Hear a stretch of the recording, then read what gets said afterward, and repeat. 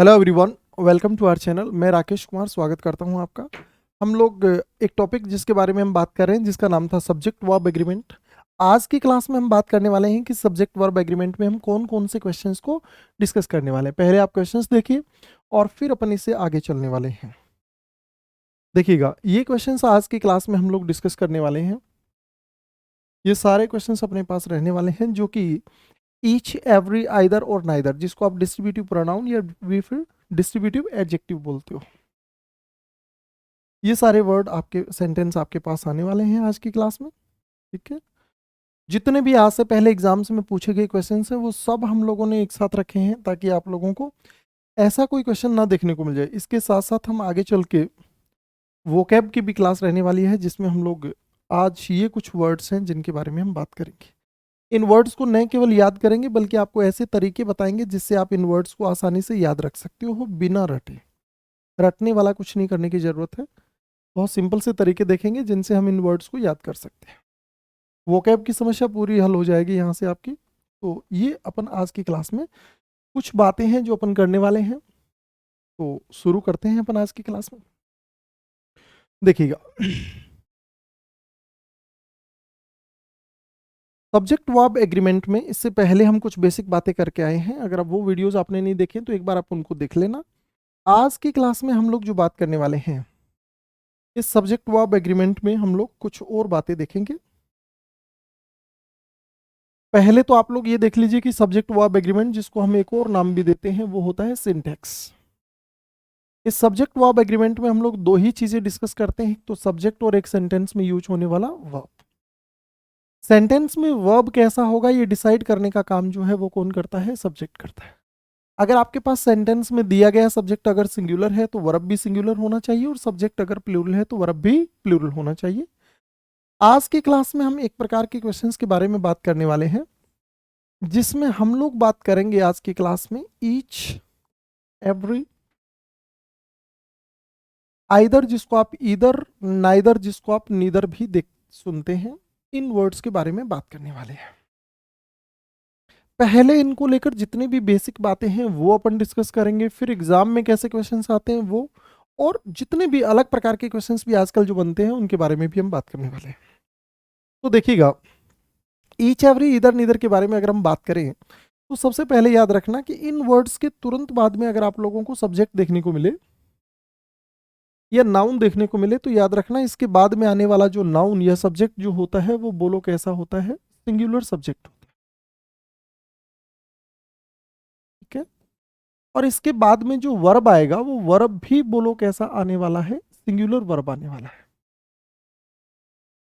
Each every इधर और neither के बाद में अगर सब्जेक्ट आएगा तो सब्जेक्ट सिंगुलर होगा और वर्ब भी सिंगुलर ही होने वाला है। यहां से हम इसी को लेकर दूसरे प्रकार की बातें अगर हम करें तो यहां पर हम बात कर रहे हैं कि सेंटेंस में अगर ईच आइदर या नाइदर जिसकी बात कर रहे हैं हम, अगर ये वर्ड आपको सेंटेंस में देखने को मिलते हैं, आप लोग देखेंगे ऊपर हम लोगों ने 4 वर्ड लिखे हैं, ईच एवरी आइदर नाइदर, और नीचे जो हमने दिया है उसके अंदर सिर्फ 3 वर्ड लिखे हुए हैं, ईच आइदर नाइदर। यहाँ पे हमने एवरी नाम का शब्द नहीं लिखा है। इसके कारण जानेंगे कि हम एवरी का प्रयोग यहाँ पे क्यों नहीं करने वाले हैं। तो याद रखना, इनके बाद में अगर ओ नाम का प्रेपोजिशन देखने को मिल जाता है तो ऐसे केस में इसके बाद में आने वाला जो सब्जेक्ट है या जो नाउन है वो बोलो कैसा नाउन आने वाला है? प्लूरल नाउन या फिर प्लूरल सब्जेक्ट आने वाला है, और प्लूरल सब्जेक्ट आने वाला है। और इनके बाद जो वर्ब आएगा वो वर्ब फिर भी कैसा रहने वाला है? सिंगुलर रहने वाला है। अब हम इस वजह को जानेंगे कि ऐसा क्यों होता है। आप लोग देख रहे हो ऊपर हमने 4 वर्ड लिखे हैं, यहाँ पर दूसरे में हम लोगों ने सिर्फ 3 वर्ड लिखे। तो पहले तो हम इसके कारण जान लेते हैं ताकि आपको समझ में आ जाए, और फिर अपन इसे आगे चलते हैं। इस बात को समझाने के लिए मैं आपको कुछ बेसिक 2 एग्जाम्पल बता रहा हूँ। ये 2 एग्जाम्पल अगर आप ध्यान से देख लेते हो तो ये सारी समस्याएं आपकी हल हो जाएंगी। यहाँ पर आइए, मैं यहाँ से एक बेसिक एग्जाम्पल लिख रहा हूँ। मैंने यहाँ पे एक सेंटेंस लिखा, ईच बॉय। ईच के तुरंत बाद में अगर नाउन लिखेंगे तो नाउन बोलो कैसा आने वाला है? सिंगुलर। और आगे मैं कोई भी सिंगुलर वर्ब देकर कोई क्वेश्चन बना देता हूँ। जैसे मैंने एक सेंटेंस लिखा यहाँ पे, ईच बॉय हैज कम। इसी सेंटेंस को मैं थोड़ा और चेंज कर देता हूं। इस बार मैं ईच नाम का जो वर्ड यहां पे दिखाई दे रहा है, इसके बाद में अगर हम ऑफ नाम का प्रेपोजिशन लगा देते हैं तो याद रखना इसके बाद में इस बार जो सब्जेक्ट आएगा वो सब्जेक्ट कैसा आएगा, प्लूरल आएगा। तो यहां पे हम लोगों ने बॉयज लिखा है, वर्ब फिर भी सिंगुलर आएगा, हैज कम, ये आपका आंसर। ये दो सेंटेंस आप लोगों ने देखे हैं, दोनों सेंटेंस में अंतर क्या है, ये हमारे लिए पहला सवाल है। और दूसरा सवाल हमारा ये है कि यहाँ पे जब सब्जेक्ट आपके पास प्लूरल आ रहा है तो फिर आपने वर्ब सिंगुलर क्यों लिखा है। पहले ये कारण जानते हैं। दूसरा कारण हम ये जानेंगे कि हमने एवरी के बाद ऑफ क्यों नहीं लगा सकते। एवरी के बाद ऑफ का प्रयोग क्यों नहीं कर सकते, क्योंकि हमने यहाँ पे 3 ही वर्ड लिखे, ऊपर हमने 4 वर्ड लिखे। तो इसका कारण जानते हैं। यहां पर आ जाइए आप लोग। यहां पे दिया गया बॉय शब्द बोलो क्या है, नाउन है।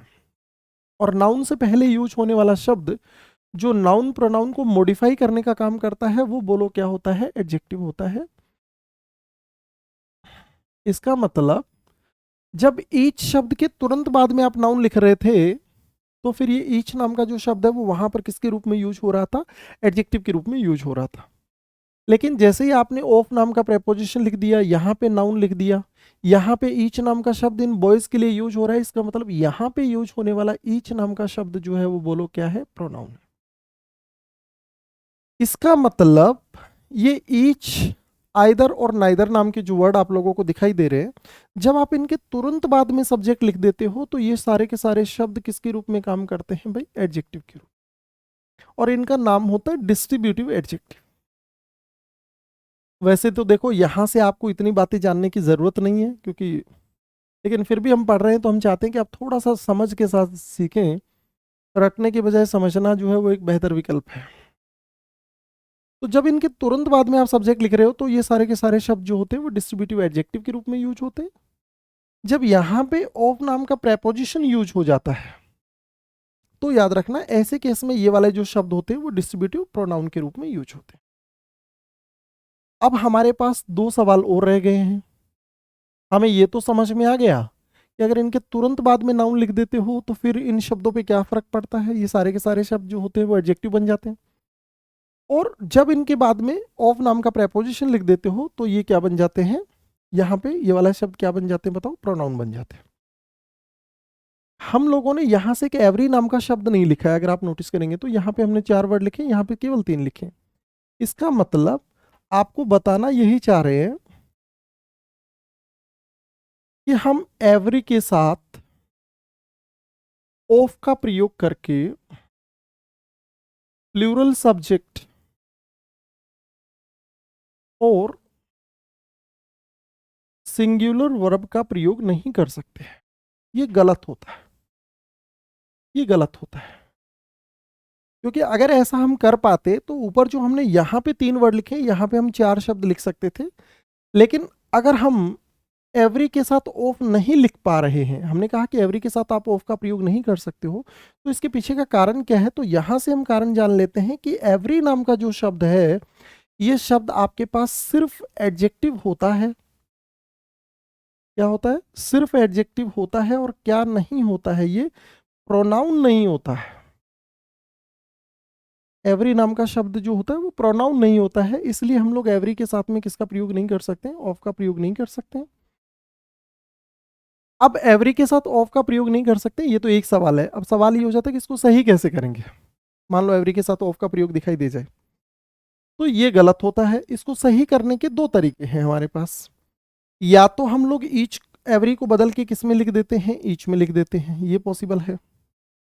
और या फिर हम एवरी को बदल के एवरी वन में लिख सकते हैं, एवरी वन में लिख सकते हैं। अब आप कहेंगे इसमें भी तो एवरी शब्द आ रहा है, तो फिर हम लोगों ने एवरी को एवरी वन में बदल दें तो सही होता है, और अगर अकेले एवरी के साथ ऑफ लगा दें तो क्या हो जाता है, गलत हो जाता है। एवरी वन लग जाने से ये सही कैसे होता है इसके बारे में और जानते हैं अपन। मैंने आपसे एक सवाल पूछा, do you have a pen, आप बोलते यस आई हैव वन। आपने इस वन शब्द का प्रयोग किसके लिए किया है, पेन के लिए। पेन शब्द क्या था, नाउन, और नाउन के स्थान पे यूज होने वाला शब्द क्या होता है, प्रोनाउन। तो जब हम एवरी वन लिखते हैं तो वन शब्द प्रोनाउन होता है और एवरी शब्द जो होता है वो एडजेक्टिव होता है। बताओ क्या एवरी नाम का शब्द एडजेक्टिव होता है? जी एडजेक्टिव होता है। क्या नहीं होता है? ये प्रोनाउन नहीं होता। इसलिए हम लोग एवरी और वन को अगर हम अलग अलग कर दें तो ये एवरी वन नाम का जो शब्द होता है, वैसे तो ये दोनों मिलकर इंडेफिनिट प्रोनाउन बनाता है, इंडेफिनिट प्रोनाउन बनाता है। लेकिन हमने आपको बताया कि एवरी वन सही कैसे होता है और एवरी अकेला गलत क्यों होता है। इसके पीछे का कारण बहुत सिंपल है कि एवरी नाम का शब्द जो होता है वो एडजेक्टिव तो होता है लेकिन प्रोनाउन नहीं होता। ये इसके पीछे की वजह है। ये तो हमने केवल 3 बातें डिस्कस की हैं, और भी कुछ बातें हैं और फिर इनसे रिलेटेड क्वेश्चंस, और बहुत इंपॉर्टेंट भी है ये, एग्जाम में काफ़ी सारे क्वेश्चंस पूछे जाते हैं। चलते हैं अपन इससे आगे। तो यहाँ तक हमने बात कर ली। तुरंत बाद में नाउन आएगा तो singular subject, singular verb. Of आ गया तो प्लूरल सब्जेक्ट और सिंगुलर वर्ब। लेकिन एवरी के साथ ऑफ नहीं लगा सकते। जब इनके साथ तुरंत बाद में सब्जेक्ट आता है तो ये शब्द एडजेक्टिव का काम करते हैं, ऑफ आ जाता है तो ये प्रोनाउन होते हैं। एवरी नाम का शब्द सिर्फ एडजेक्टिव होता है, प्रोनाउन नहीं होता है। अब चलते हैं अपन इससे आगे। अब चलते हैं अपन इससे आगे और इस ईच एवरी आइदर नाइदर को लेकर कौन कौन सी बातें हैं उनके बारे में और बात करते हैं। अगली बात जो हम कर रहे हैं इसमें हम नंबर 4 में बात कर रहे हैं, नंबर 4 बात कर रहे हैं कि अगर आप लोगों को ईच के पहले नाउन दिखाई दे जाए, ईच के पहले नाउन दिखाई दे जाए, तो पहला सवाल तो ये हो जाता है कि क्या नाउन आ सकता है क्या। और दूसरा सवाल है कि अगर नाउन आ जाता है तो फिर इसके बाद में आने वाला, इससे पहले आने वाला नाउन कैसा होना चाहिए। तो याद रखना ऐसे केस में इसके साथ में आने वाला नाउन प्लूरल नाउन होगा। और यहां पर जो वर्ब आएगा, ये वर्ब भी बोलो कैसा आएगा, प्लूरल वर्ब है। क्या देख पा रहे हैं आप लोग? अगर ईच के पहले नाउन आ जाए तो नाउन प्लूरल और वर्ब भी प्लूरल। और ईच के बाद में अगर नाउन आ रहा है तो चाहे नाउन ऑफ के साथ आए या तुरंत बाद में नाउन आए, दोनों ही केस में आपको जो है वो वर्ब कैसा लगाना है, सिंगुलर लगाना है। लेकिन ईच के पहले नाउन आ जाता है तो नाउन जो है वो प्लूरल आना चाहिए। इसके पीछे का कारण क्या होता है कि जब आप ईच के पहले नाउन लिखते हो तो ईच नाम का शब्द जो होता है वो बोलो क्या काम करने लग जाता है, प्रोनाउन का। आप लोग चाहें तो थोड़ा सा वापिस आकर देखेंगे कि जब भी ईच नाम का शब्द प्रोनाउन होता है तो इसके साथ में आने वाला सब्जेक्ट या नाउन बोलो कैसा होता है, प्लूरल होता है। हालांकि जब नाउन शब्द, नाउन जो है वो ईच के बाद में आता है तो हम वर्ब सिंगुलर लिखते हैं। लेकिन ईच के पहले अगर नाउन आ जाए, ये जो बात हमने यहां पे की है, अगर ईच के पहले नाउन आ जाता है तो नाउन प्लूरल आता है और वर्ब भी प्लूरल आता है। इसके पीछे का कारण होता है अपोजिशन। अपोजिशन का मतलब हो गया कि इस बार जो सब्जेक्ट है वो ईच ना यूज होकर ये प्लूरल नाउन यूज हो रहा है, जिसके कारण से हम वर्ब जो है वो कैसा लगा रहे हैं, प्लूरल। तो आप यहां से एक बात याद रख लेना कि पूरे ईच एवरी आइदर नाइदर की बात हम अगर करें तो इस भाग में पूरे में सिर्फ प्लूरल वर्ब एक ही कंडीशन में आ सकता है, जब ईच के पहले आपको नाउन दिखाई दे जाए। इसके अलावा ईच के साथ में सब्जेक्ट, तुरंत बाद में सब्जेक्ट आएगा तो सिंगुलर आएगा और वर्ब भी सिंगुलर, और ऑफ के साथ सब्जेक्ट आएगा तो प्लूरल सब्जेक्ट और वर्ब फिर भी सिंगुलर ही आएगा। ये चौथी बात है जो आप लोगों ने यहां से देखी है। अगली बात कर रहे हैं नंबर 5 पे। हम कह रहे हैं कि अगर ईच के तुरंत बाद में यहां पर कोई सब्जेक्ट, मतलब कोई नाउन लिख दिया जाए, तो हमें पता है ये नाउन तो सिंगुलर ही होना चाहिए। बीच में अगर एंड आ जाए और इसके बाद में फिर ईच प्लस सब्जेक्ट आ जाए,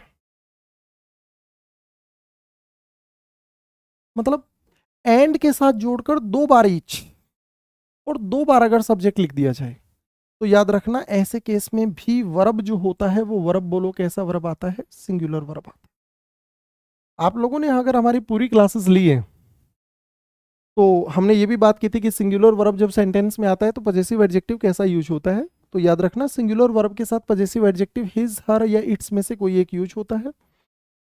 अगर ईच के साथ जोड़कर 2 बार सब्जेक्ट लिख दिया जाए तो ऐसे केस में जो पजेसिव एडजेक्टिव आएगा वो हिज आएगा, हर आएगा या फिर इट्स आएगा।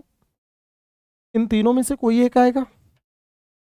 और कौन सा आएगा ये हमेशा बाद वाले नाउन के अनुसार आएगा, ये भी आपको याद रखना है। बाद वाले नाउन के अनुसार लगाना है। अगर बाद में कोई लड़की है तो आप हर लगाएंगे, लड़का है तो आप हिज लगाएंगे, और वर्ब तो एनीवेज कैसा आने वाला है आपके पास, सिंगुलर आने वाला है। ये सेम कहानी आपके साथ एवरी के साथ भी होती है कि अगर मान लो एवरी के साथ जोड़कर 2 बार सब्जेक्ट लिख दिया जाए अरे एवरी के बाद में सब्जेक्ट तो लिख ही सकते हैं ना अपन, एवरी के साथ ऑफ नहीं लिख सकते हैं, एडजेक्टिव तो होता ही है ये। तो ऐसे केस में जो सब्जेक्ट आता है वो सब्जेक्ट बोलो कैसा होगा, सिंगुलर होगा, बीच में एंड आ जाए और फिर आपके पास में सब्जेक्ट आ जाए। तो इस कंडीशन में भी, इस स्थिति में भी आपको याद रखना है कि आपका जो वर्ब है वो वर्ब कैसा रहने वाला है, सिंगुलर वर्ब रहने वाला है, और इसके बाद में जो पॉजेसिव एडजेक्टिव यूज होने वाला है वो हिज, हर या इट्स में से कोई एक होगा। कौन सा होगा वो डिसाइड करने का काम यहां पर भी कौन करने वाला है बताओ, ये बाद वाला सब्जेक्ट करेगा। दोनों में सेम ही बात है आपकी। ये आपके पास में अगली बात थी ईच एवरी आइदर नाइदर को लेकर। लेकिन हमारे लिए एक छोटा सा सवाल यहां से रह जाता है कि ईच एवरी आइदर नाइदर नाम के जो शब्द जिनके बारे में अपन आज की क्लास में बात कर रहे हैं, ये वर्ड, प्रोनाउन और एडजेक्टिव दोनों का काम करते हैं। सवाल हमारे लिए ये है यहां से कि इन शब्दों का जब हम यूज करते हैं, इन शब्दों का जब हम यूज करते हैं तो इनका मीनिंग क्या होता है। तो यहां पर आपको इनके बीच का अंतर बता देता हूं मैं आपको। ईच नाम का शब्द जो कि प्रोनाउन और एडजेक्टिव दोनों होता है, इसका मीनिंग दो के लिए होता है, और मोर देन टू, दो से अधिक के लिए भी होता है। पहली चीज जो आपको याद रखनी है यहां से। दूसरी चीज याद रखनी है कि एवरी नाम का जो शब्द होता है इसका प्रयोग हमेशा दो से अधिक के लिए होता है। अगर आप लोग यहां पर ध्यान से देखेंगे तो आपको दो बातें समझ में आएंगी कि हम चाहें तो एवरी के स्थान पे क्या लगा सकते हैं, ईच लगा सकते हैं, क्योंकि ये भी दो से अधिक के लिए यूज हो रहा है, ये भी दो से अधिक के लिए। लेकिन ईच के स्थान पे एवरी नहीं आ सकता, क्योंकि ईच दो के लिए काम करता है, एवरी दो के लिए नहीं करता है, दो से अधिक के लिए करता है। तो याद रखना, जहां पे हम एवरी लगा पा रहे हैं वहां पे हम चाहें तो क्या लगा सकते हैं, ईच लगा सकते हैं। और यही कारण है कि वो अभी हमने जो देखा था, जहां पे हम एवरी के साथ ऑफ नहीं लगा पा रहे थे, वहां पे हमने एवरी को बदल के ईच में चेंज कर दिया था। एक वर्ड आपके पास होता है आइदर, जिसको आप ईदर भी कई बार सुनते हैं प्रोनाउंसिएशन में। इसका प्रयोग भी दो के लिए होता है, लेकिन दोनों में से एक के लिए होता है, दोनों में से एक की बात कर रहा होता है। नीदर या नाइदर नाम का वर्ड जो होता है, इसमें आपको ध्यान देना है, ये एक नेगेटिव वर्ड होता है भाई, नकारात्मक शब्द होता है। ये भी दो के लिए यूज होता है, पर इसका मीनिंग होता है दोनों में से कोई नहीं, दोनों में से कोई नहीं।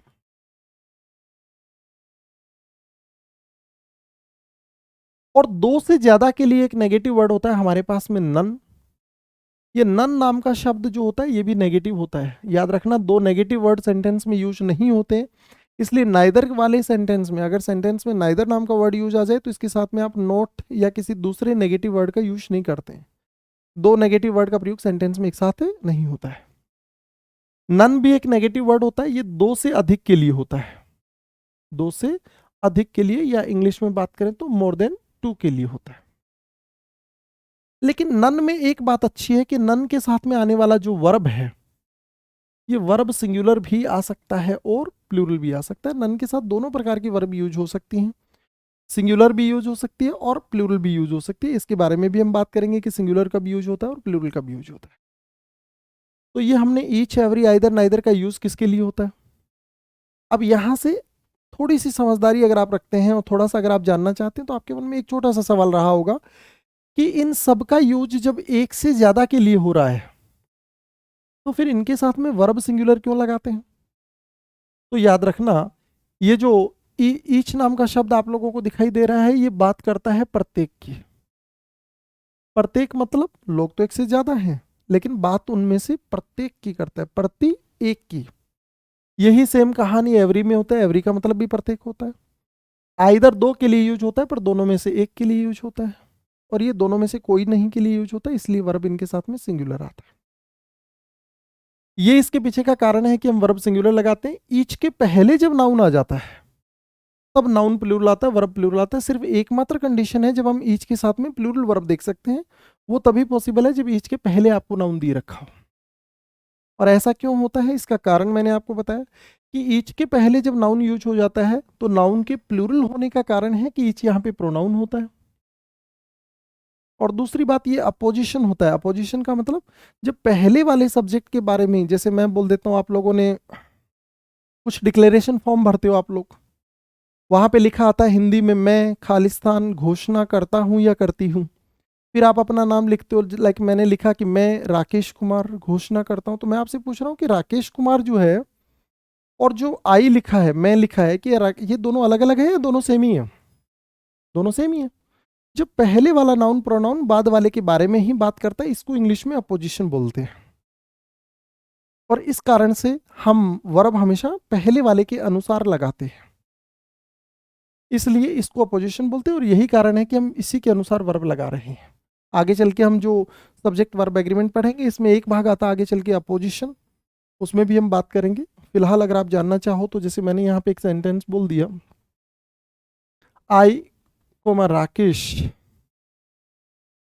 Is responsible. बताओ भाई, ये मैंने एक सेंटेंस लिखा है, तो मैं पूछ रहा हूँ मेरा जो वर्ब लगेगा वो राकेश के अनुसार लगेगा या आई के अनुसार लगेगा? तो मैं पूछ रहा हूँ कि आई और राकेश अलग अलग हैं या दोनों सेम है? ये आई जो है वो राकेश के बारे में तो बात कर रहा है, तो फिर ये वर्ब आई के अनुसार ही लगने वाला है, इसलिए यहाँ पे इज नहीं लगेगा, क्या लगेगा? एम लगेगा। इसको अपना पोजीशन बोलते हैं।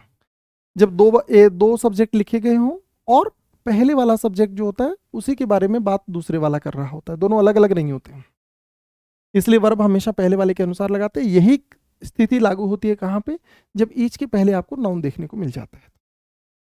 तो आप लोगों ने पढ़ा तो होगा, पर कई बार आप कंफ्यूज हो जाते हैं कि यार ईच के पहले नाउन आ रहा है तो नाउन प्लूरल क्यों आ रहा है। दूसरी बात, प्लूरल आ रहा है तो वर्ब प्लूरल क्यों आ रहा है? तो इसके पीछे का कारण हम लोगों ने जाना है, और हम कोशिश करेंगे जब भी हम आगे पढ़ते चले जाएंगे, हम कहीं पे भी किसी रूल रेगुलेशन ऐसी बातें नहीं करेंगे। हम पता करेंगे इंग्लिश में कि ये सारी चीज़ें कैसे बनी है, क्यों बनी है, इसके पीछे का कारण क्या है, वो सब। और इसका फायदा ये रहेगा कि चीज़ें आपको रटने की जरूरत नहीं पड़ेगी। ये आपके पास में कुछ और बातें थी ईच एवरी आइदर नाइदर को लेकर, ठीक है। अब बात करते हैं अपन इससे आगे आगे चलते हैं अपन। अब कुछ एग्जाम्पल्स हैं जो हमारे पास दे रखे हैं, इनके बारे में बात कर रहे हैं। चलिएगा भाई सब लोग, पहले एग्जाम्पल पे चलें। ईच के बाद में ऑफ दिखाई दे रहा है, हमें पता है हाँ ईच के बाद में ऑफ आ सकता है, कोई दिक्कत नहीं है। ईच के बाद में ऑफ आ जाता है तो आपका जो सब्जेक्ट होता है वो प्लूरल होता है, तो यहाँ पे आप स्टूडेंट्स देख रहे हो प्लूरल है, यहाँ तक तो सही है। हमने कहा था कि वर्ब हमेशा ईच के अनुसार आता है। ईच का मतलब चूंकि प्रत्येक होता है, इसलिए वर्ब बोलो कैसा आएगा? सिंगुलर। तो जहां पे आपको हैव दिखाई दे रहा है वहां पे हम हैव को बदल के क्या बना देंगे? हैज बना देंगे। ये आपके पास में पहला एग्जाम्पल दे रखा है, each of the computer science student has to pay college tuition fee every month. पहला एग्जाम्पल आपके पास है। इसी तरीके से दूसरे सेंटेंस पे चलते हैं। दूसरा जो सेंटेंस आप लोगों को दिखाई दे रहा है, ये एक इंटेरोगेटिव सेंटेंस बना रखा है हमने, प्रश्नवाचक सेंटेंस है। अगर आप देखेंगे तो लास्ट में आपको प्रश्नवाचक चिन्ह दिखाई दे रहा होगा।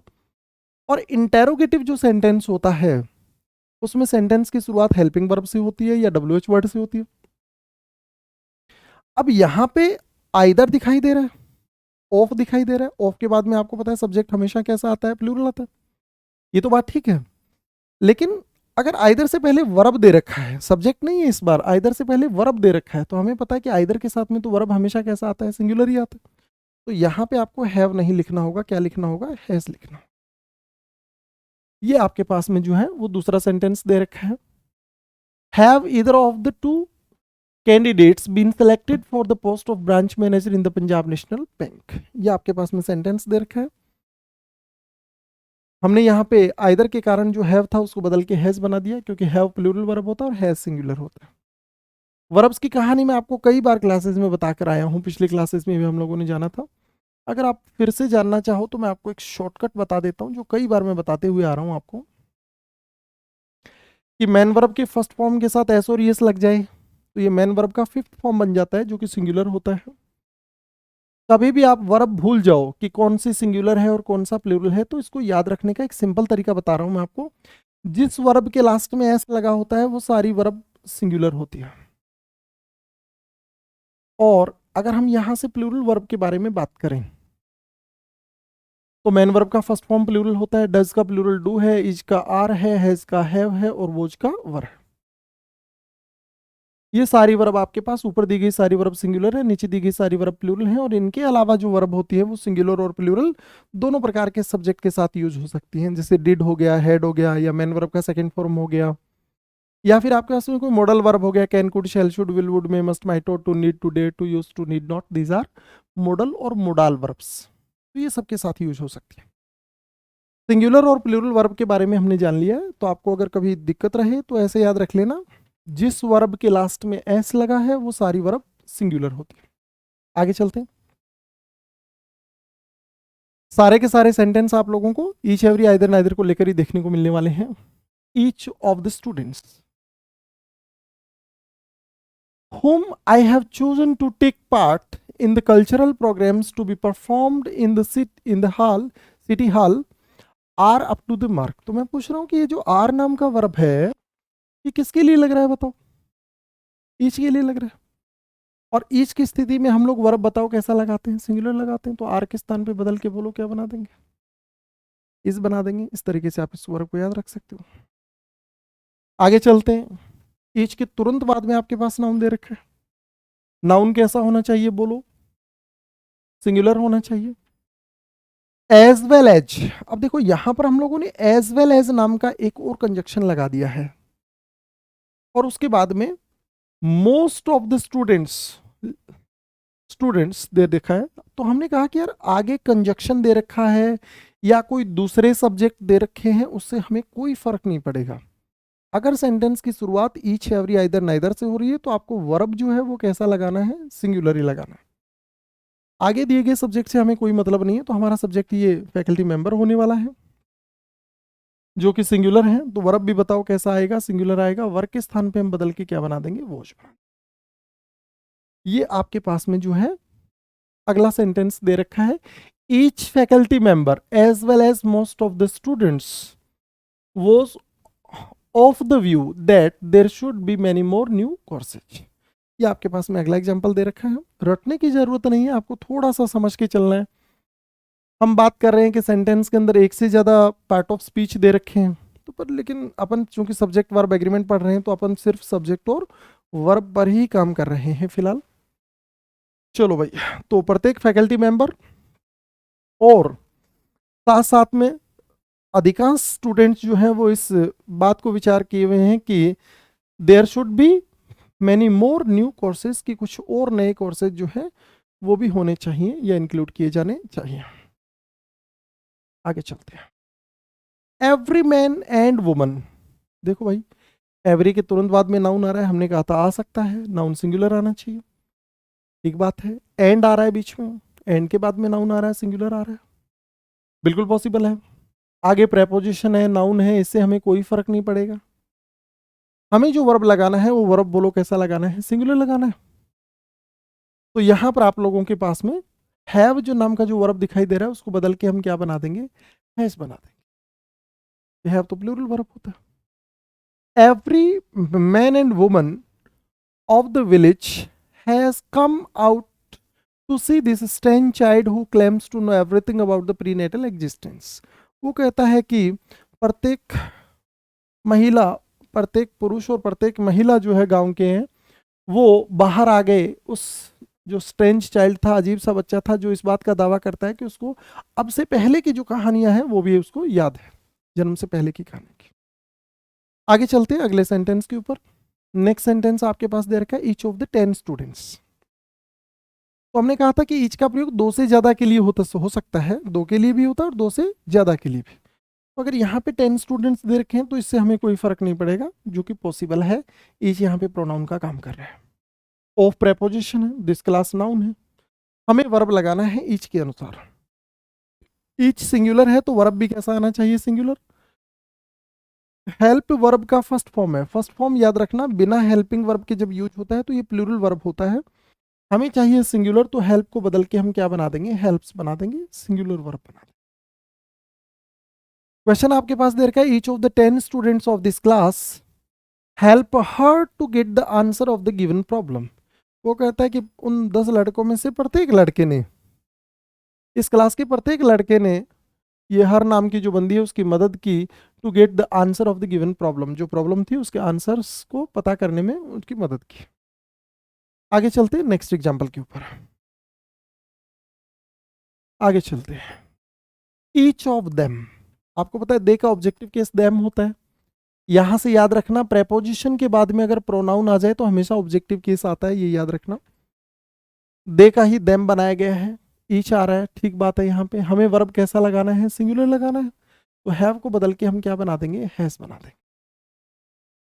आपका आंसर हो जाएगा each of them has a different version of the crime. तो वो कहता है कि प्रत्येक जो व्यक्ति उनमें से है उनका अलग अलग ओपिनियन है, अलग अलग वर्जन है, अलग अलग विचार हैं उस क्राइम को लेकर।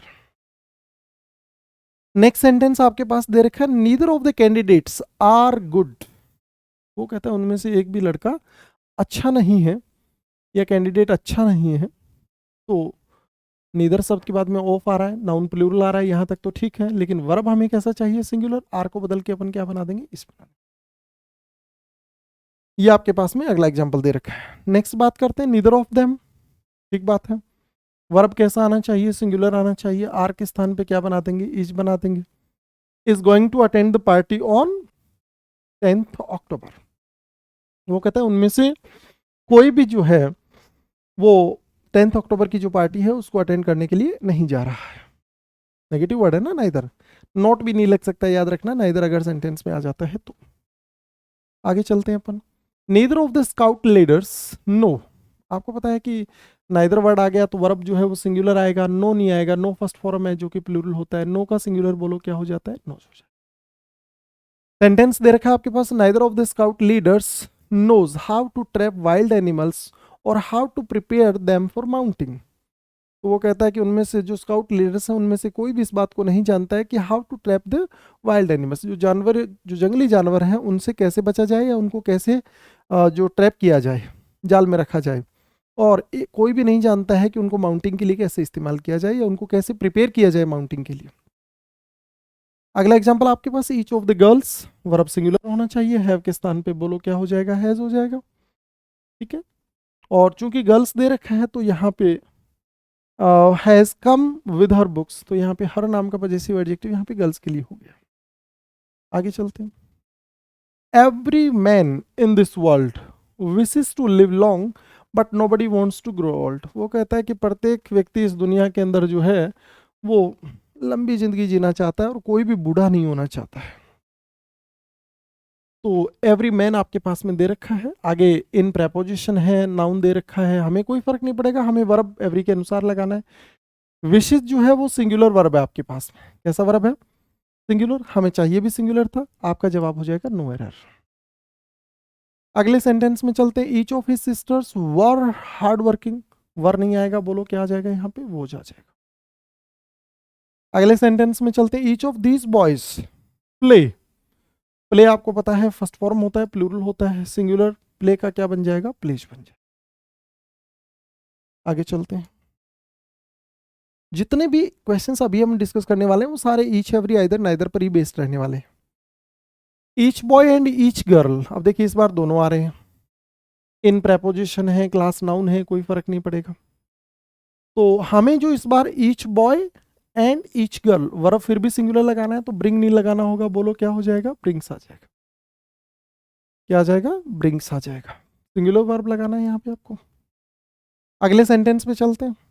वो कह रहा है कि प्रत्येक लड़का और प्रत्येक लड़की इस क्लास में से brings a text book each day. वो कहता है प्रत्येक दिन इस क्लास में किस प्रत्येक लड़का और प्रत्येक लड़की जो है वो टेक्स्ट बुक लेकर आते हैं। ईच ऑफ दिस बॉयज, इनमें से प्रत्येक लड़का, ईच आ रहा है पहले, वर्ब सिंगुलर होने वाला है। प्ले को क्या बना देंगे अपन, प्लेस बना देंगे। वो कहता है इनमें से प्रत्येक लड़का जो है वो क्रिकेट खेलता है। अगला sentence, have either of the candidates been selected for the post of sub inspector in Delhi police. ये भी इंटेरोगेटिव क्वेश्चन है। पहले आपको वर्ब दे रखा है, वर्ब ईदर के अनुसार लगेगा, ईदर के अनुसार वर्ब जो होता है वो सिंगुलर आता है, तो यहाँ पे हैव नहीं आएगा, बोलो क्या आ जाएगा, है जा जाएगा। आगे चलते हैं अपन next. Each of the students participating in the drawing competition have to bring his own materials. फिर वही बात है, ईच के बाद में ऑफ दे रखा है, नाउन दे रखा है, प्लूरल है, ये नॉन फाइनाइट वर्ब है ना। इन प्रेपोजिशन है, ये आपके पास में इन द ड्राइंग कंपटीशन, ये पूरा भाग मिलकर नाउन बना रहा है आपका, है ना, ड्राइंग और कंपटीशन दोनों मिलकर। वर्ब हमें ईच के अनुसार लगाना है, बोलो क्या आ जाएगा, हैव के स्थान पे हैज आ जाएगा, has to bring his own materials. वो कहता है कि प्रत्येक लड़का जो पार्टिसिपेट कर रहा है ड्राइंग कंपटीशन में उसको अपना खुद का मटेरियल लेकर आना पड़ेगा। आगे चलते हैं। अब यहां से अगर आप चाहें तो मैं आपको एक छोटी सी बात और बता दूं कि ईच ऑफ द स्टूडेंट्स, यहाँ पे जो स्टूडेंट है वो डुअल जेंडर है, मतलब स्टूडेंट लड़का भी हो सकता है और लड़की भी हो सकता है। तो हमारा सवाल ये है कि यहाँ पर जो पजेसिव एडजेक्टिव यूज हुआ है, ये वाला पजेसिव एडजेक्टिव जो हिज नाम का पजेसिव एडजेक्टिव आपको दिखाई दे रहा है, ये हिज नाम का पजेसिव एडजेक्टिव यहाँ पर क्यों यूज हुआ है? होने को तो हर भी हो सकता था, देयर नहीं हो सकता, ये तो समझ में आ रहा है, पर हिज ही क्यों यूज हुआ? जबकि स्टूडेंट के अंदर लड़कियां भी हो सकती थी, तो हिज ही क्यों यूज किया, ये भी हमारे लिए सवाल होता है। तो आपको बता दें, कहीं भी अगर जेंडर डिफाइन नहीं होता है, मतलब जेंडर का पता नहीं चल रहा हो कि लड़का और लड़की में से कौन सा है, तो बाय डिफॉल्ट आप हमेशा पजेसिव एडजेक्टिव के रूप में हिज का और प्रोनाउन के रूप में ही का ही इस्तेमाल करेंगे। इस बात से आहत होकर एक इंग्लिश राइटर वर्जीनिया वुल्फ, और उन्होंने एक स्टेटमेंट कहा कि English is a male dominated language, English is a male dominated language. उन्होंने कहा कि इंग्लिश जो है वो पुरुषों को ध्यान में रखकर बनाई गई भाषा है। किस आधार पे? इस वाली बात के ऊपर ध्यान रखकर कि जब भी नाउन और जेंडर डिफाइन नहीं होता है तो वर्ब के रूप में हमेशा पजेसिव एडजेक्टिव जो होता है वो हमेशा ही कोई मान लिया जाता है। आगे चलते हैं अपन। Each boy and each girl have brought their assessment for evolution. अरे यार, यहां पर देखो ईच बॉय आ रहा है, एंड आ रहा है, ईच गर्ल आ रहा है, वर्ब हमें सिंगुलर लगाना है। और हमने कहा था कि अगर पजेसिव एडजेक्टिव लगाने की आ जाए और लड़का और लड़की दोनों आ जाएं, तो ऐसे केस में आप हमेशा बाद वाले के अनुसार वर्ब लगाते हो। यहां पे देर नहीं आएगा, हर आएगा। ये आपके पास में आंसर हो जाएगा अगले सेंटेंस का। आगे चलते हैं अपन। Each of the doctors, noun plural दे रखा है, यहाँ पे ऑफ दे रखा है, ईच दे रखा है। That you recommended were past masters. वो कहता है प्रत्येक डॉक्टर जिसके बारे में तुमने बताया वो पुराने जमाने के अंदर बहुत ही मास्टर्स थे, मतलब उस अपनी जो फील्ड था उसके अंदर काफ़ी बेहतर रहे हैं। तो हमें वर्ब तो सिंगुलर वर नहीं लगाना है, क्या लगाना है? Each of the doctors that you recommended, ये हमारा रिपीट हो गया है। यहाँ पर भी आप लोगों को पता चल रहा है, ये वर्ग के स्थान पे वोश लिखते हैं। आगे चलते हैं। Neither of his 4 batchmates, neither of his 4 batchmates. देखो यहाँ पे कितने लोगों के बारे में बात कर रहा है? 4 लोगों के बारे में। कुड जो है वो एक मोडाल वर्ब है, इससे हमें फर्क नहीं पड़ने वाला है कि आपका सब्जेक्ट कैसा रहने वाला है। लेकिन हम लोगों ने बात की थी कि नीदर और नाइदर नाम का जो वर्ड होता है वो हमेशा दो को ही दर्शाता है, दो लोगों को दर्शाता है, जबकि यहाँ पे लोग 2 से ज्यादा है। और 2 से ज्यादा के केस में हम लोग कौन से वर्ड का यूज करते हैं? नन नाम के शब्द का इस्तेमाल करते हैं। तो नन ऑफ हिज 4 बैचमेट्स हो जाएगा। नाइदर का प्रयोग सिर्फ 2 के लिए होता है। ये आपके पास में कुछ क्वेश्चंस। आगे चलते हैं। Each and every law of the country, each and every law of the country are binding on us. तो ईच एंड एवरी दोनों आ रहे हैं, हमें तो वर्ब फिर भी सिंगुलर ही लगाना है, तो आर के स्थान पे हम क्या लगा देते हैं? ईच लगा देते हैं। आगे चलते हैं अपन। Neither of his fingers are, are के स्थान पे हम क्या लगा देते हैं? बताओ। इज लगा देते हैं, क्योंकि नाइदर आ रहा है। ठीक है। और यहां से एक मिनट, थोड़ा सा ध्यान देना भाई, थोड़ी सी आगे अपने आप पूरा सेंटेंस देख लीजिए। Neither of his fingers are as agile as they used to be before the paralytic stroke. ये आपके पास में सेंटेंस दे रखा है। अब मुझे एक बात बताइए कि यहाँ पे 2 उंगलियों के बारे में बात कर रहा है या टोटल 10 उंगलियों के बारे में बात कर रहा है? यहाँ ये बात कैसे डिसाइड करेंगे आप लोग कि जो है वो वर्ब सिंगुलर लगाना है क्या, या फिंगर्स के अंदर ये 2 की बात कर रहा है या 2 से ज्यादा की बात कर रहा है? ये कैसे डिसाइड करेंगे यहाँ पे? अगर 2 से ज्यादा के बारे में बात कर रहा है तो नाइदर को नन बना देंगे अपन, और अगर आपको लगता है 2 की बात कर रहा है तो आर के स्थान पे ईच बना देंगे। तो यहाँ पर देखिएगा प्रोनाउन के रूप में देखो क्या दे रखा है? दे रखा है। दे प्रोनाउन के रूप में यूज करने का मतलब हो गया कि ये 2 से ज्यादा के बारे में ही बात कर रहा होगा, क्योंकि हम वर्ब प्लूरल लगाएंगे अगर दे प्रोनाउन के रूप में यूज कर रहे हैं तो। और 2 से ज़्यादा के बारे में बात कर रहा है तो फिर यहाँ पे नाइदर नहीं आना चाहिए, नन आना चाहिए। अब अगर आपके मन में सवाल ये होता है कि कोई बात नहीं, 2 के लिए भी तो दे लगा सकते हैं ना, मैंने कहा बात तो ठीक है, 2 के लिए भी दे लगा सकते हैं, लेकिन सिंगुलर जहाँ पे वर्ब यूज हो जाता है वहाँ पे प्रोनाउन के रूप में आप दे नहीं लगा सकते थे, फिर आपको इट प्रोनाउन के रूप में यूज करना चाहिए था। तो ये गलत हो जाता है। ऐसे केस में जब भी सेंटेंस आ जाता है तो अक्सर हम लोग जो आंसर होता है वो आर के स्थान पे हम इज को बना देते हैं, पर ये थोड़ा ठीक नहीं है। हालांकि ऐसा एग्जामिनर जब भी एग्जाम्पल बनाएगा तो इसको थोड़ा सा चेंज वो जरूर कर देगा कि वो ये जो ए पार्ट आपको दिखाई दे रहा है, इस ए पार्ट को यहाँ से काट कर वो यहाँ पर लिख देता है, ताकि आप लोगों को समझने में दिक्कत नहीं हो। क्योंकि अगर आप आर को इस बनाओगे तो भी पहले भाग में एरर रहेगा, और अगर निदर को नन बनाओगे तो भी पहले भाग में एरर रहने वाला है। लेकिन यहाँ से हम प्रोनाउन के आधार पर डिफाइन करने वाले हैं कि वहाँ पे नाइदर लगना चाहिए या नन लगना चाहिए। चूंकि 2 की बात नहीं हो रही है, सारी फिंगर्स की बात हो रही है, पैरेलिटिक अटैक की बात आई है, तो ऐसे केस में आप लोग जो हमेशा वर्ब लगाते हैं वो वर्ब हमेशा जो होती है वो 2 से ज्यादा के कंसीडर करेंगे, और नाइदर के स्थान पे किसका यूज कर देंगे, नन का। आगे चलते हैं। Each of the students in the class has to type their own research paper. Each आ रहा है, वर्ब सिंगुलर आना चाहिए, वर्ब तो सिंगुलर दे रखा है, लेकिन यहाँ पे देयर नाम का पजेसिव एडजेक्टिव दे रखा है। स्टूडेंट आपके पास में नाउन है, हमने कहा था कि जेंडर डिफाइन ना हो तो बाय डिफॉल्ट आप क्या लगा दोगे, हिज लगा। सिंगुलर वर्ब के साथ हिज, हर और इट्स में से कोई एक आता है। ये आपके पास में कुछ क्वेश्चंस थे। मैं आप लोगों को एक आध क्वेश्चंस जो है थोड़ा सा अलग प्रकार के शायद आपको और देखने को मिल जाए। मैं यहाँ पर एक छोटा सा सेंटेंस बना देता हूँ बोर्ड पे जगह के हिसाब से, और आप चाहें तो अपन इससे आगे चल लेते हैं अगर आप कहें तो। देखिएगा, यहाँ पर मैं आपको एक जो क्वेश्चंस है वो थोड़ा और बता देता हूँ। कई बार आपको देखने को मिलता है आप आंसर भी करते हो पर थोड़ा समझ नहीं पाते हो। जैसे मैंने यहाँ पे एक सेंटेंस लिखा है, every Tom Dick and Harry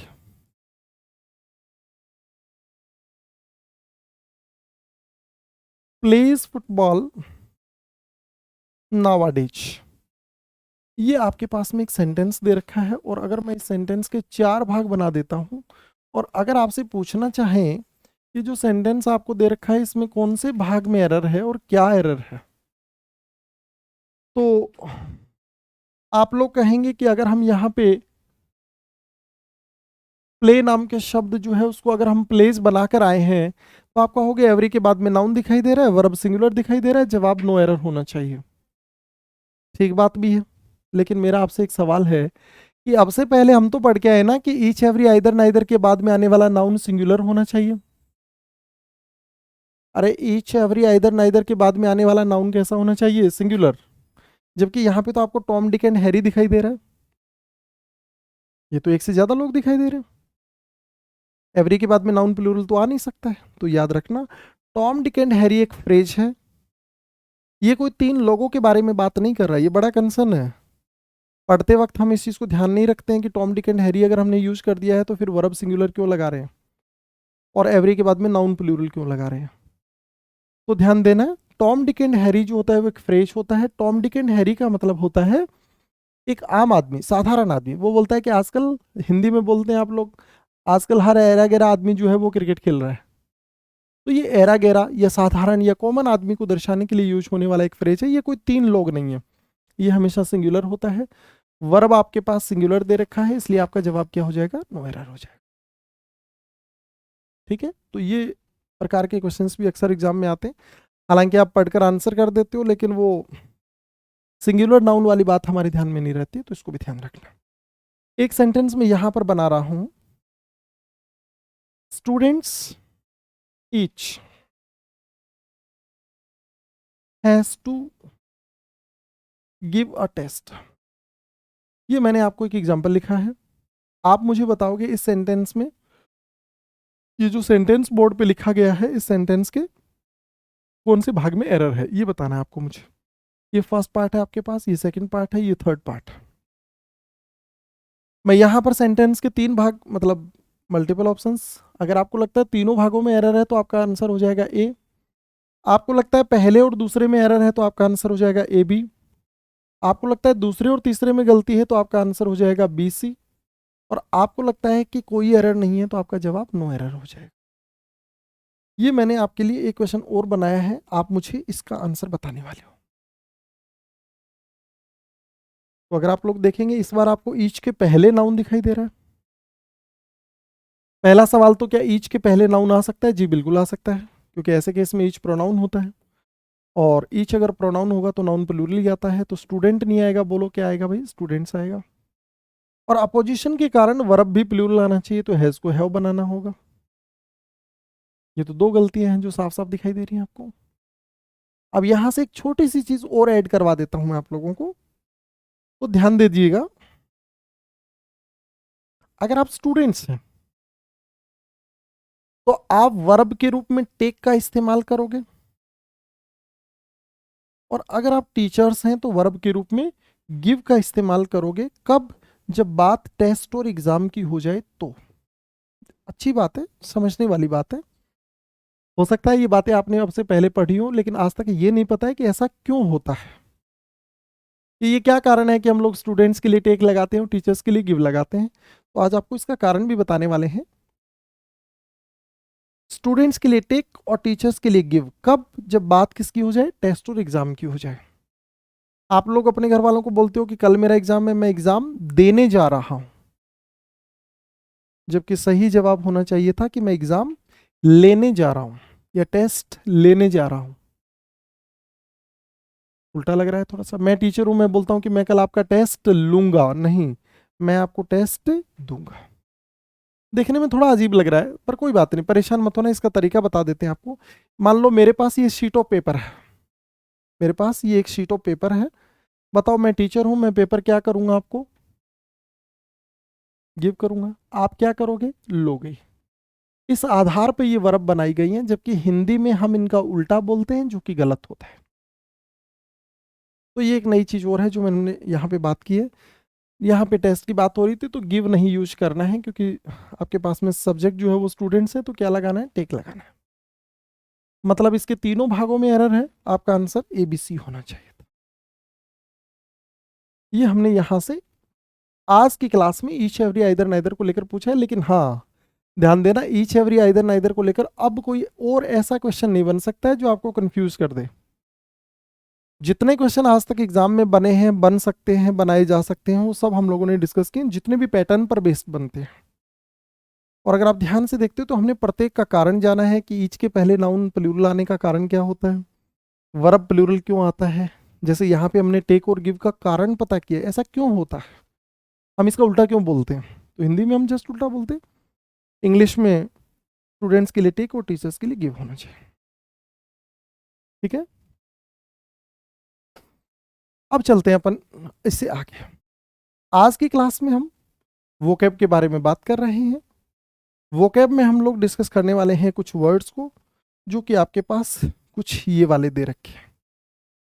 एक एक करके हम इन सारे शब्दों को डिस्कस करेंगे, बात करेंगे, इनको याद रखने के तरीके जानेंगे। सिर्फ पढ़ना जो है वो सोल्यूशन नहीं है, हम इसका वजह जानेंगे प्रत्येक वर्ड को याद करने का, कि कैसे याद करना है इसको। वोकैब जो कि सबसे मुश्किल भाग है, इसको याद कैसे किया जा सकता है, ये सारी बातें। ठीक है, तो चलिए शुरू करते हैं अपन आज की क्लास में। ये सारे वर्ड जो हमने अभी तक बात की है, इन सारे वर्ड्स के बारे में बात करते हैं। यहां पर आ जाते हैं। पहला वर्ड जो आपके पास में वर्ब है, अमेलियोरेट है, जिसका मतलब सुधारना होता है। बेटर इनहांस इंटरनेम के रूप में version, steps have been taken to ameliorate his situation. ये आपके पास में सेंटेंस दे रखा है। सवाल हो जाता है याद कैसे रखें। याद रखना बड़ा मुश्किल काम हो जाता है, क्योंकि हमारे पास जो लिस्ट ऑफ वर्ड्स है ये संख्या में काफ़ी सारे हैं। तो इनको याद कैसे रखें, इसके लिए देखो, हमने पहला वर्ड देख लो। आपको आज वोकैब याद करने के कुछ तरीके बता रहा हूँ। एक टेक्निक होती है जिसको आप निमोनिक्स बोलते हो। निमोनिक्स में आप कुछ ट्रिक्स के माध्यम से वर्ड को याद कर सकते हो, लेकिन मैं आपको कह रहा हूँ कि मैं आपको ये ट्रिक बता नहीं रहा हूँ, मैं आपको ये ट्रिक सिखा रहा हूँ। इसके बाद मेरी तरह किसी दूसरे फैकल्टी की आपको ज़रूरत नहीं पड़ेगी वोकैब को याद करने के लिए, अगर आप ध्यान से समझ गए, सुन गए। तो रट तो नहीं सकते हो यार, क्योंकि ये शब्द संख्या में काफ़ी सारे हैं और 10 लाख से ज़्यादा वर्ड है इंग्लिश के अंदर। एक समय के साथ आप वर्ड्स को भूल जाते हो, ये दूसरी परेशानी है हमारे साथ में। तो इनको याद कैसे रखें? याद रखने के लिए मैं आपको बता रहा हूं कि कोई मुश्किल काम नहीं है, बस थोड़ा सा आपको इनका तरीका चेंज करना होगा। आपको क्या करना है, जो इंग्लिश वाला वर्ड है ना, सिखा रहे हैं आपको, इसके बाद में आपको मेरी या किसी फैकल्टी की जरूरत नहीं पड़ेगी अगर आप ध्यान से मेरी बातों को समझ गए तो। आपको इंग्लिश वाले वर्ड को हिंदी वाले शब्द के साथ जोड़ना है। हिंदी तो कम से कम आपको आता होगा, एक भाषा का तो ज्ञान होना जरूरी है। सही तरीके से वोकैब याद करने का तरीका तो यही है कि आप वर्ड्स को यूज कीजिए और डे टू डे लाइफ में वर्ड्स को बोलिए, इंग्लिश में बात कीजिए। ये सही और साइंटिफिक तरीका है। ऐसा तो आप कुछ करने वाले हो नहीं, तो फिर दूसरा तरीका हमारे पास जो होता है वो एक शॉर्टकट रह जाता है। तो हम इन वर्ड्स को, इंग्लिश वाले वर्ड को आपको हिंदी वाले वर्ड से याद करना है। इसके लिए आप कोई कहानी बना सकते हो। कहानी बनाने के दौरान आप चाहो तो वर्ड्स को ब्रेक कर सकते हो, तोड़ सकते हो, आधा अधूरा आधे वर्ड का तरीका बना सकते हो। और तीसरा तरीका होता है मिलता जुलता प्रोनाउंसिएशन। हिंदी में बात करें तो मिलता जुलता उच्चारण यूज कर सकते हो किसी भी वर्ड को याद करने के लिए। तो चलिए अपन बात करते हैं। एमेल्योरेट वर्ड का मतलब होता है सुधारना। इस वर्ड का यहां तक उच्चारण देखोगे तो अमली जैसा वर्ड बन रहा है। अमली जानते हो आप लोग? आजकल तो काफी गाने चलते हैं। तो याद रखना, ये अमली लोग जो होते हैं, ऐसे लोगों को क्या करने की जरूरत है? सुधारने की जरूरत है। ऐसे आप इसको याद रखने की जरूरत, याद रख सकते थे आप लोग। अगले वर्ड के बारे में बात करते हैं, आफ्टर मैथ। आफ्टर का मतलब बाद में, और मैथ, मैथ तो जानते हो। मैथ के बाद उसका क्या आता है बताओ भाई? परिणाम आता है, आफ्टर इफेक्ट आता है, कंक्लूजन आता है, आउटकम आता है। तो इस तरीके से आप याद रख सकते हो, after math, after math. Math के बाद आपको उसका क्या देखने को मिलता है बताओ भाई? परिणाम देखने को मिलता है। इस तरीके से आप याद रख सकते हो। आगे चलते हैं अपन। अक्लेम का मतलब होता है प्रशंसा करना, अपलाउड, चीयर। एंटोनिम के बारे में बात करें तो क्रिटिसाइज वर्ड आपके पास है। हमें अपना कोई तरीका बनाना है। अगर यहां से देखोगे तो अक्कल जैसा वर्ड बन रहा है आपके पास में। और अगर आपकी अक्कल सही से काम कर रही है तो लोग आपकी क्या करेंगे बताओ? प्रशंसा करेंगे।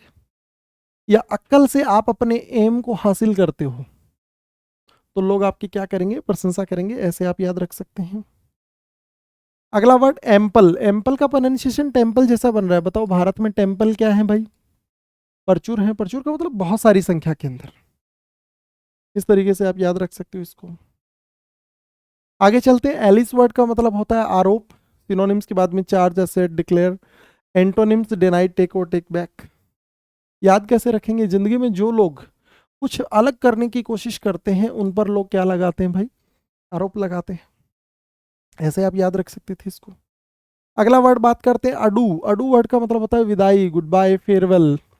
याद कैसे रखेंगे? जब तक आप किसी के आदी होते हो, आदि का मतलब हैबिचुअल होता है ना, जब तक आप किसी के आदी होते हो तब तक उसकी क्या हो जाती है भाई?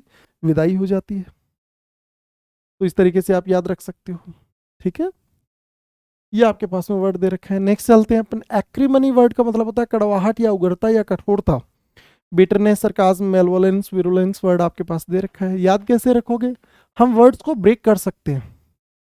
जिन लोगों के पास ज्यादा अकड़ होती है या जिनके पास ज्यादा मनी होता है, ठीक है ना, ऐसे लोगों में एक समय के साथ क्या आ जाती है भाई? कड़वाहट आ जाती है उनके व्यवहार में। इस तरीके से याद रख सकते हो। नेक्स्ट चलते हैं अपन इससे आगे। अगोनी वर्ड का मतलब होता है कष्ट या वेदना। इसको याद कैसे रखेंगे? देखो इसका प्रोनाउंसिएशन अग्नि जैसा बन रहा है। अग्नि मतलब आग, और आग से भी क्या मिलता है भाई आपको? कष्ट मिलता है, पेन, सफरिंग, टॉर्मेंट, वो एप्लीकेशन। और इसके एंटोनिम आपके पास euphoria, pleasure, joy, happiness, delight दे रखे हैं। एट्रोसिटी का मतलब होता है आपके पास क्रूरता, दुष्ट व्यवहार। याद कैसे रखो? एट्रोसिटी जैसा बन रहा है, इसको आप मेट्रोसिटी जैसा बना सकते हो। और मेट्रो सिटी में रहने वाले जो लोग होते हैं उनका व्यवहार बोलो कैसा होता है? ज्यादा अच्छा नहीं होता है, क्रूरता भरा होता है, दुष्ट व्यवहार होता है। आगे चलते। अवॉइड वर्ड का मतलब होता है अवॉइड करना, टालना, दूर रखना, दूरी बनाए रखना। Divert, deter, stop, avoid, prevent आपके पास में दे रखा है। एक्सेप्ट, हेल्प, अलाउ, इनेबल और एड जो है वो इसके इंटोनिम होते हैं। याद कैसे रखेंगे? यहाँ पे एक को अलग कर दो तो इसमें वर्त जैसा वर्ड बन रहा है क्या? और आजकल ये व्रत वगैरह जो फास्ट वाली या व्रत वाली चीजें हैं उनसे लोग क्या रहते हैं भाई? दूर करते हैं, दूर रहते हैं या अवॉइड करते हैं। ऐसे याद रख सकते हो। आगे चलते, आर्टिकुलेट वर्ड का मतलब एडजेक्टिव और वर्ब दोनों होता है। स्पष्ट बोलना या स्पष्ट होता है इसमें। आरती जैसा वर्ड हो रहा है, ये जो आरती मंत्र मंत्रोच्चारण जो करते हो, इनको भी बोलो कैसे बोलना चाहिए भाई, साफ बोलना चाहिए, स्पष्ट रूप से बोलना चाहिए। एक्सप्रेस, एनंशिएट, अटर, क्लियर, फ्लुएंट, टॉकेटिव, ये आपके पास में कुछ वर्ड है। अनक्लियर, साइलेंट, म्यूट, डम और अमोर्फस जो है वो आपके पास एंटोनिम्स हैं इसके। आगे चलते, एस्थेटिक वर्ड का मतलब होता है एडजेक्टिव, सौंदर्यपूर्ण, चार्मिंग होता है, graceful, artistic, gorgeous, beautiful, pleasing. Unattractive, nasty, ugly और हमली जो आपके पास है वो इसके एंटोनिम होते हैं। याद कैसे रखना है इसको, आस्था जैसा वर्ड दिखाई दे रहा है, जिन चीजों के प्रति आपकी ज्यादा आस्था होती है वो चीजें बोलो कैसी दिखाई देती हैं आपको, सौंदर्यपूर्ण दिखाई देते हैं, ऐसे याद रख सकते हैं आप लोग। असेल वर्ड का मतलब होता है आक्रमण करना, ठीक है ना। अटैक, असॉल्ट, रश जो आपके पास है। एंटोनिम के बारे में बात करते हैं तो डिफेंड, गार्ड और प्रोटेक्ट दे रखे हैं। असाइल जैसा बन रहा है, इसका उच्चारण देखोगे तो मिसाइल जैसा बना सकते हैं, और बोलो भाई ये मिसाइल वगैरह जो होती है उनसे लोग क्या करते हैं, दूसरों पर आक्रमण करते हैं। आगे चलते हैं, ऑडिसिस वर्ड का मतलब होता है साहसी होता है, बोल्ड, डेयरिंग, फियरलेस होता है, टिमिड, अफ्रेड और फियरफुल जो है इसके एंटोनिम होते हैं। याद कैसे रखेंगे, इसमें शुरुआत का पहला वर्ड देखोगे योद्धा जैसा वर्ड रहा है क्या, और योद्धा लोग जो होते हैं वो बताओ क्या होते हैं भाई, साहसी होते हैं। ऐसे आप याद रख सकते हो। तो ये कुछ वर्ड हैं जो हमने आज की क्लास में डिस्कस किए हैं। ये हमारे पास आज की क्लास का कुछ भाग था। मिलते हैं अपन अगली क्लास में, आज के लिए बस इतना ही, धन्यवाद।